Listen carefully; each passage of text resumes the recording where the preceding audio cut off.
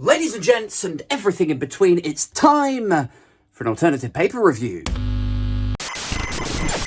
First up this morning, it's time for everyone's favourite second jobbing, job hopping, job sharing, and hugely unqualified Defence Secretary Grant Shapps. Indeed, taking a break from running get-rich-quick schemes off the books under an alias while an MP. Here he is on the front pages of the Telegraph and Express to warn readers of the dangers of woke. Hey, everything is woke. Everything is woke. Wait, what? What is woke again? What does woke mean? That's a really woke question, Aid. Yes, apparently the army is woke now. And if you're not keeping tabs, it started off as blue-haired social justice warriors and a blog or two in The Guardian. But now somehow it also includes the corridors of top university, the BBC, judges, the civil service, banks, big tech, and the king.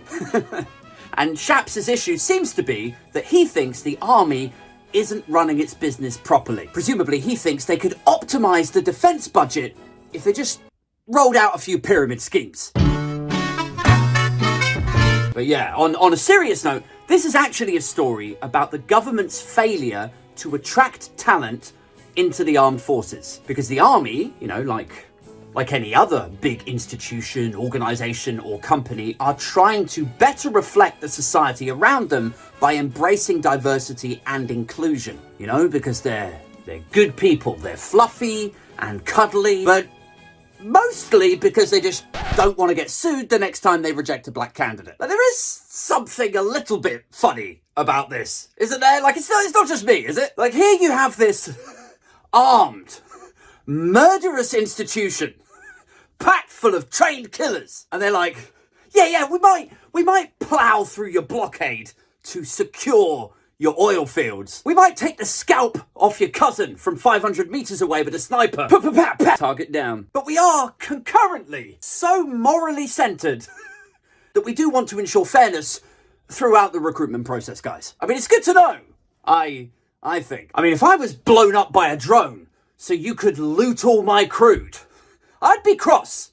I would be. But I tell you what, but if I found out you were running insensitive HR protocols to boot, I'd be crabby. Employment tribunals aside, this is broadly about trying to get the numbers. The Army and Navy are struggling to attract applicants for the next generation of soldiers and sailors. And the ones who do come in, when you get up to that sort of officer level, the numbers that actually reach officer level are rarely from ethnic backgrounds. But where the private sector would kind of look at that and reflect and maybe, up the salaries or adjust their recruitment processes. Maybe look for candidates from communities where they had previously struggled to attract the candidates from. The army are inhibited by the same budget challenges as every other publicly funded institution. And then when they do try to reach outside of the usual tepid, beige, Caucasian, Brit demographic, now they have their veritable commander-in-chief calling them woke.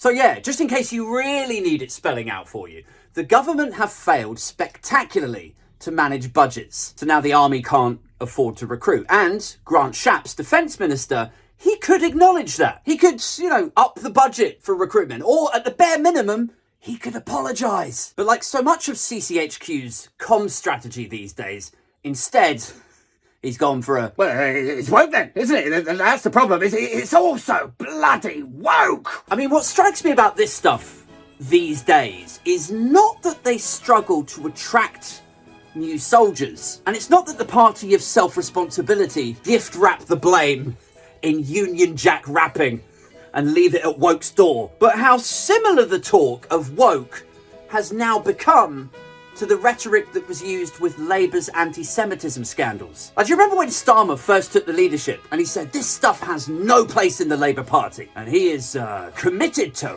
rooting it out? Do you remember that? Well, now we have a defence secretary criticising his own armed forces, frothing about a woke and extremist culture that has infiltrated the British Army. The Telegraph have cited a source close to Grant Shapps as saying he's determined it is rooted out. It's all so weird, paranoid, bizarre, isn't it? It's a woke mind virus.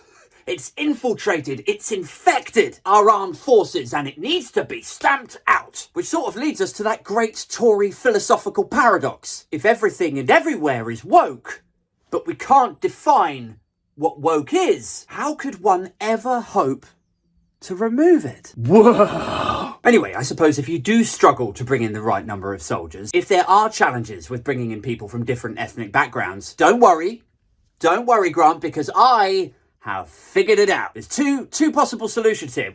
Number one, you take every soldier that's already in the British Army and you give them 2 aliases, and then you've tripled numbers. Or I don't know if you've already thought this, but you could consider the draft.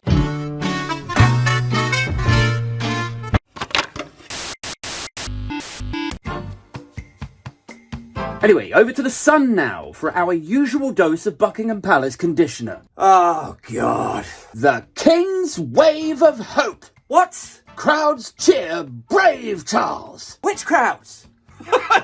Where? The King's Wave of Hope to the crowds who are cheering brave Charles. Like, who even are these people? Following the king around and cheering him on. Well done, Your Majesty. We came all the way from Truro to deliver our blessings directly to the royal prostate. I'm like, don't any of you have jobs? You don't?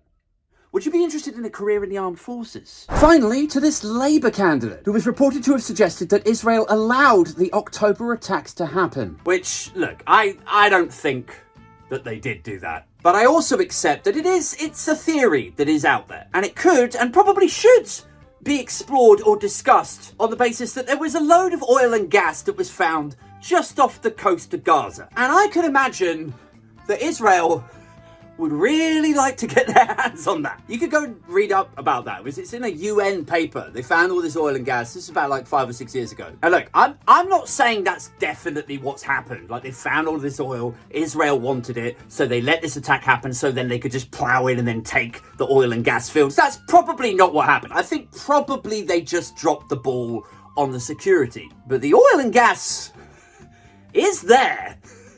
And the US and Egypt do both say that they pre-warned Israel about something big and horrific was about to happen. Now, Israel's Prime Minister, Netanyahu, he says he never received those warnings, right? So, like, there's some sort of fuckery happening here. Like, either he did receive the warnings, but he didn't take them seriously, and then people ended up dying, in which case he's lying now, or the US and Egypt didn't pre-warn him, and he's calling 2 allied powers liars, or he did receive the warnings and he deliberately allowed it to happen so that then they could, like the conspiracy theory stuff. Now look, I can't stress it enough, right? I don't think that is what happened. However, I do think there are legitimate questions that you could raise at this stage. And no, I don't think the Labour guy, the candidate, has done himself or the Labour Party any favours when you consider the backdrop of the anti-Semitism scandals and the fact that he didn't just say, oh, there's questions raised or, we don't fully know exactly what's gone on yet. Like, he appears to have said